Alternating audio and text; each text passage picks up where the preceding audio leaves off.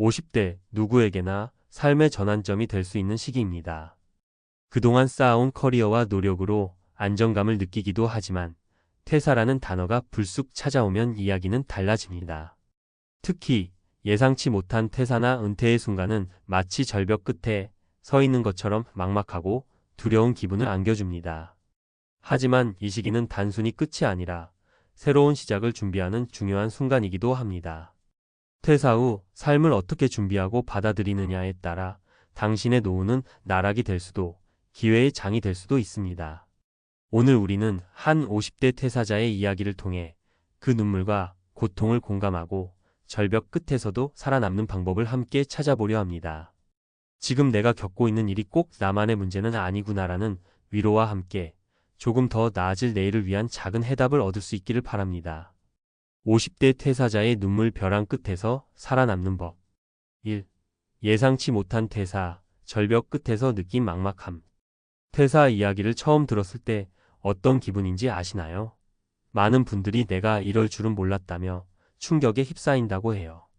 특히 50대가 되면 퇴사가 은퇴로 이어질 가능성이 높기 때문에 그 공포감은 배가 됩니다. 나는 이제 뭐 먹고 살아야 하지? 라는 생각이 머릿속을 지배하죠. 여기 김성훈 가명 씨의 사례가 있습니다. 그는 27년간 한 회사에서 성실히 일하며 퇴직금을 기대했지만 갑작스러운 구조조정으로 예상치 못한 퇴사를 맞았습니다. 퇴사 후 처음 몇 달은 퇴직금을 믿고 살아갔지만 지출은 예상보다 빨랐고 재취업도 쉽지 않아 삶이 흔들리기 시작했죠. 결국 작은 편의점 알바로 하루를 버티며 가족들에게는 아무렇지도 않은 척했습니다. 김 씨는 그때 제일 힘들었던 건 경제적 어려움도 있지만 나 스스로가 쓸모없다고 느낀 점이에요 라고 말합니다. 여기서 중요한 메시지가 있습니다. 예상치 못한 퇴사가 올 수 있다는 사실을 받아들이고 이를 대비하는 것입니다. 김 씨도 이후 작은 일이라도 꾸준히 도전해 지금은 자신만의 온라인 강의 플랫폼을 운영하며 새 삶을 시작했죠. 이 새로운 도전에 나서는 용기, 성공 사례는 의외로 가까이 있다. 퇴사 후 공허함은 누구나 겪는 문제지만 이걸 기회로 삼는 사람도 있습니다. 박정희 가명 씨의 이야기가 그렇습니다. 그는 52세에 회사에서 은퇴를 권고받았습니다. 처음엔 절망적이었지만 남편과 상의 끝에 본인이 평소 좋아하던 베이킹을 사업으로 키워보기로 결심했죠. 처음엔 소규모 쿠킹 클래스를 운영했고 꾸준히 고객을 모집하며 3년 만에 연 매출 1억 원의 베이킹 스튜디오를 운영하게 됐습니다. 박 씨는 이렇게 말합니다. 제가 좋아하는 일을 돈으로 연결하니 퇴사 후에도 일에 대한 보람을 느꼈어요. 무엇보다 내가 나를 위해 일하는 느낌이 좋았어요. 퇴사는 끝이 아닙니다. 당신이 가진 기술과 재능을 활용하면 언제든 새롭게 시작할 수 있습니다. 퇴사 후의 삶에서 중요한 것은 스스로를 믿고 새로운 기회를 탐색하는 용기입니다. 3. 혼자가 아니다. 함께 살아가는 힘. 퇴사 후 우울감이나 무기력함을 극복하는 데는 주변 사람들의 지원도 중요합니다. 송민재 가명 씨는 55세에 퇴사한 뒤 매일 집에서 TV를 보며 소위 은둔형 노인으로 살기 시작했습니다. 하지만 한 지인의 권유로 지역사회 봉사활동에 참여하며 완전히 새로운 세상을 경험했습니다. 송 씨는 이렇게 말했습니다. 사람들과 함께 지내면서 내 삶에 다시 색깔이 들어오기 시작했어요. 돈도 중요하지만 나를 인정해주는 사람들이 있다는 게 정말 큰 힘이 됐죠. 송 씨는 지금도 지역 도서관에서 자원봉사활동을 하며 퇴사 후 삶을 긍정적으로 변화시킨 대표적인 사례로 꼽힙니다. 퇴사 후 삶을 위한 3가지 핵심 전략. 재정 계획을 다시 세우세요. 퇴사 후 가장 큰 문제는 당연히 돈입니다. 퇴직금만으로 모든 것을 해결하려는 생각은 위험할 수 있습니다. 월간 지출을 철저히 관리하고 자신이 가진 자산을 효율적으로 운용할 수 있는 방법을 고민하세요.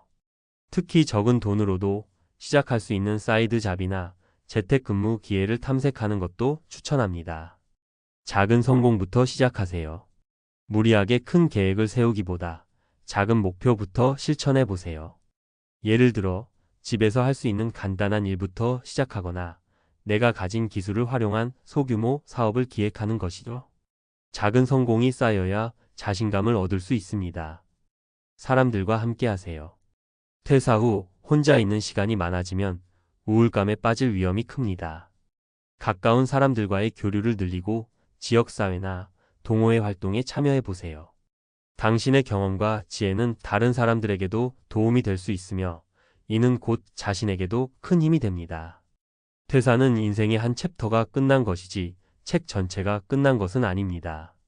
절벽 끝에서 새로운 길을 찾아 떠난 이들의 이야기를 통해 우리도 용기와 희망을 얻을 수 있기를 바랍니다.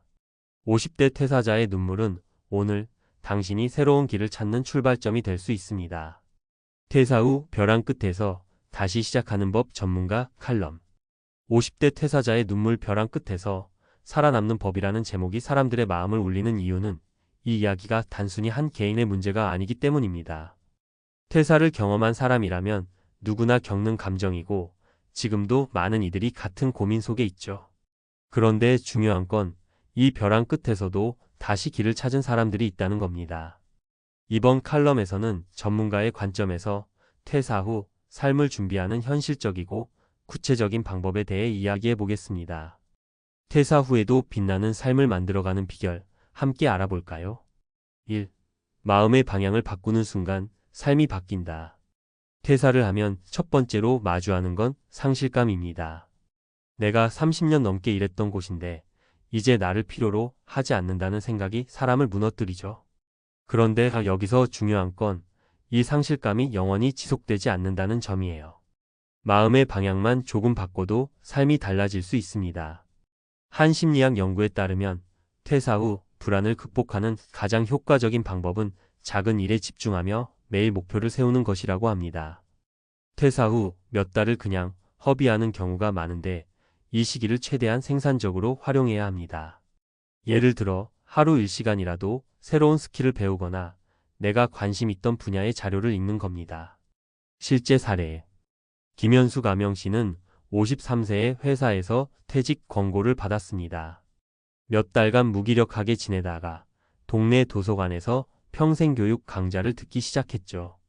소소한 지식도 재미있게 배우다 보니 자신감이 생겼고 결국 관련 자격증까지 따서 강사로 새 출발을 했습니다. 그는 이렇게 말합니다. 내가 늦었다고 생각했던 순간이 사실은 새로운 기회였다는 걸 나중에 알게 됐어요. 2. 퇴직금은 끝이 아니라 시작이다. 퇴직금을 어떻게 관리하느냐에 따라 은퇴 후 삶의 질이 완전히 달라집니다. 많은 사람들이 퇴직금을 목돈으로 한꺼번에 쓰는 실수를 저지르곤 해요. 예를 들어 너무 큰 집을 산다거나 무리하게 자녀에게 모든 돈을 투자하는 경우죠. 퇴직금은 더 이상 벌 수 없는 돈이기 때문에 가장 효율적으로 활용해야 합니다. 전문가들은 퇴직금의 3분의 1은 생활비로, 3분의 1은 투자로, 나머지 3분의 1은 비상금으로 남겨두라고 조언합니다. 특히 안정적인 금융 상품이나 작은 규모의 창업 자금을 통해 퇴직금을 불리는 방법을 고민해 보세요. 실제 사례. 박정자 가명 씨는 55세 퇴직 후 퇴직금 전액으로 자녀의 유학비를 댔습니다.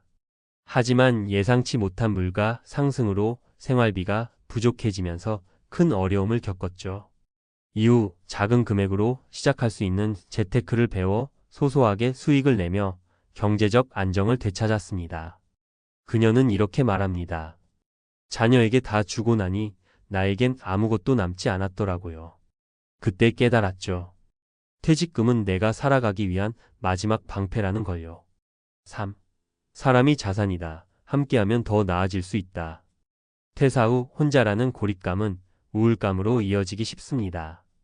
퇴사 후에 가장 먼저 해야 할 일 중 하나는 사람들과의 연결을 유지하거나 새롭게 만드는 겁니다. 동창회, 지역 모임, 취미 동호회 등을 통해 다양한 사람들과 교류하면서 새로운 기회를 찾을 수 있습니다. 실제 사례. 정재호 가명 씨는 50대 초반 퇴사 후 우울감에 빠져 집 밖으로 나가기를 꺼렸습니다. 하지만 우연히 친구의 소개로 지역 마을 공동체 활동에 참여하게 됐죠. 그는 여기서 배운 소소한 기술로 지역 주민들과 함께 텃밭 사업을 시작했고 지금은 수익도 얻으며 즐거운 노후를 보내고 있습니다. 혼자였으면 아마 계속 우울했을 거예요. 사람들과 함께 하다 보니 새로운 에너지를 얻었고 덕분에 삶이 풍요로워졌어요. 전문가가 제안하는 퇴사 후 준비를 위한 3가지 구체적 방법. 나만의 작은 프로젝트 시작하기. 퇴사 후에도 목표가 있어야 삶의 활력이 생깁니다. 꼭 대단한 목표가 아니어도 좋습니다. 예를 들어 3개월 안에 글쓰기 강의를 듣고 블로그를 운영하거나 내가 가진 경험을 유튜브 콘텐츠로 만들어 공유하는 식의 작은 프로젝트를 시작해 보세요. 이 과정에서 예상치 못한 기회가 찾아올 수도 있습니다. 지출 계획 세우기. 퇴사 후엔 수입이 줄어들기 때문에 지출 관리가 필수입니다.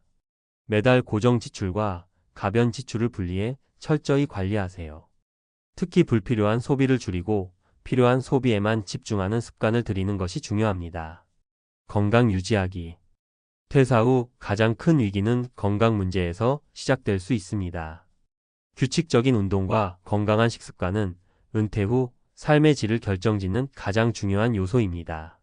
하루 30분이라도 걷기, 요가, 스트레칭 같은 간단한 활동으로 건강을 유지하세요. 퇴사 후 삶은 우리가 생각하는 것만큼 두렵지 않을 수도 있습니다. 중요한 건 준비입니다.